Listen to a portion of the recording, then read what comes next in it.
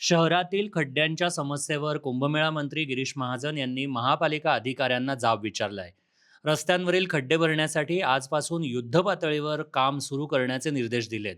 कामात निष्काळजीपणा करणारे अधिकारी आणि ठेकेदारांवर कारवाईचा इशारा महाजनांनी दिलाय. ही वस्तुस्थिती आहे. पण असं होत असताना आपण तरी स्पॉटवर त्या ठिकाणी पाहिजे, त्या ठिकाणावर त्या ठिकाणी पाहिजे. तर आपण ठिकाणावर नाही आहे, काम चाललं आहे, बाकी रस्त्याची सगळी बोंबाबोंब चालली आहे, लोक रडत आहेत, अपघात होत आहेत, मृत्युमुखी पडत आहे. मला वाटतं हे आता पुढे अजिबात खपवून घेतलं जाणार नाही. तर कोणी अधिकारी असो, कसाही असो, नवा असो, जुना असो, त्याच्यावर कारवाई होणार आहे. ती जबाबदारी तुमची राहील. डायव्हर्शन केलं आहे तर त्याला रस्ता दाखवा ना लोकांना, किंवा इकडनं जायचं आहे, तिकडनं जायचं आहे, दिशादर्शक फरक दाखवा. ते आपली जबाबदारी आहे. पण ते बऱ्याच ठिकाणी दिसतच नाही.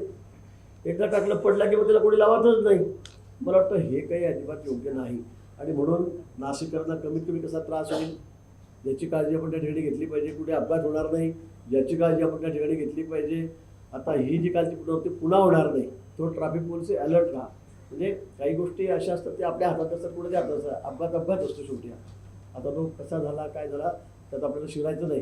पण आता एमजेलच्या बाबतीमध्ये आपण या ठिकाणी सांगितलं तर वस्तुस्थिती आहे की त्यांना कोणी मालकच नाही की काय असं वाटतं.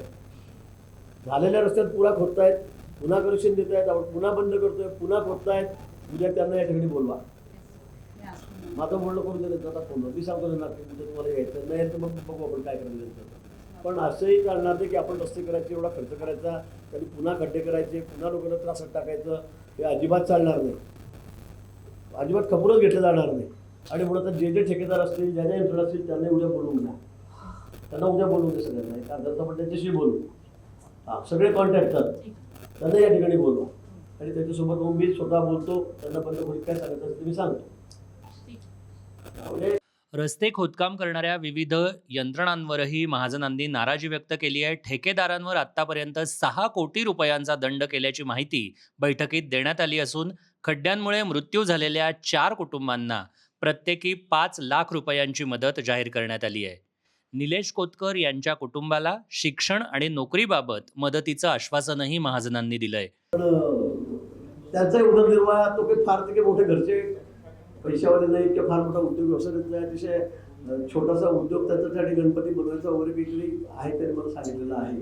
पण त्यांची पुढची जबाबदारी ही निश्चित त्या मुलीची तरी विशेष करून तिला 5 वर्षाची मुलगी आहे. मी अगदी मुलगी म्हणून स्वीकारलेली आहे. कारण त्यांचं दुःख सांगण्याच्या पलीकडे होतं. त्याचे वडील होते मुलाचे, त्याची आई होती, त्या पद्धतीने ते सांगत होते, रडत होते. आणि म्हणून त्यांची परिस्थिती जेमतेमच आहे. आणि म्हणून मुलीच्या शिक्षणाची व्यवस्था महापौरांनी काल सांगितलं की ते सगळं मीच बघेल. काय असेल तसेल चांगल्या शाळेमध्ये तिला टाकण्याची व्यवस्था असेल, किंवा ज्या शाळेत असेल तिकडे चांगल्या शाळेत टाकलं तेवढी फी आता घेऊन भरायची त्यांनी त्या ठिकाणी घेतलेली आहे. बाकी काय जी व्यवस्था असेल मुलगी म्हणून मी ती जबाबदारी घेतलेली आहे. आता आदेशानंतर शहरातील खड्डे प्रत्यक्षात किती वेगाने बुजवले जातात हे पाहणं महत्त्वाचं ठरणार आहे. आज महापालिकेत झालेल्या बैठकीला आमदार राहुल ढिकले, आमदार देवयानी फरांदे, आमदार सीमा हेरे, आयुक्त मनीषा खत्री, महापौर हिमगौरी आडके, स्थायी समिती सभापती मच्छिंद्र सानप उपस्थित होते. मात्र आता खड्डे खरंच बुजवले जाणार का, की पुन्हा नाशिककरांच्या जीवाशी खेळ होणार, हेच बघणं महत्त्वाचं ठरणार आहे. विठ्ठल भाडमुखे, आपलं नाशिक.